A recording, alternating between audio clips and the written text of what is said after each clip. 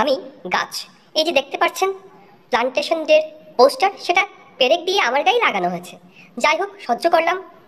যাই হোক, এই পোস্টার অনুযায়ী একদিন অনেক মানুষ এলো, এক বিশাল আয়োজনের মাধ্যমে অনেক গাছ লাগানো হলো।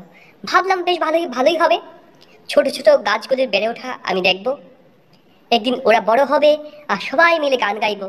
আহা কি আনন্দ, আকাশে বাতাসে, শাখে শাখে পাখি ডাকে, আহা কি আনন্দ, আকাশে বাতাসে। কিন্তু কিন্তু সেই বন মহোৎসব যাওয়ার পর দিন থেকেই শুরু হলো সব অত্যাচার আর অনাচার। গরু, ছাগল, ভেড়া, এই একের পর এক জন্তু জানোয়ার গাছগুলিকে ছিঁড়ে ছিঁড়ে খাচ্ছে।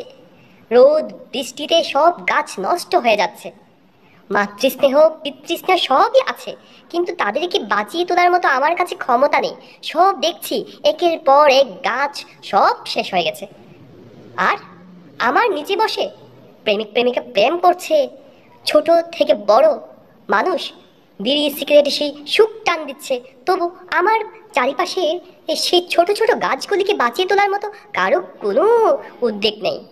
দেখে আমার খুব কষ্ট হয়। ভাবি, এই হাইটেক যুগের অতিবুদ্ধিমান মানুষগুলো যারা ইন্টারনেটের স্পিডকে 1G 2G 3G 4G 5G শুধু জি বাড়িয়েই চলেছে, তারা সেই G4 জিনিয়াস না হয়ে কেন G4 ঘোস্ট হয়ে যাচ্ছে?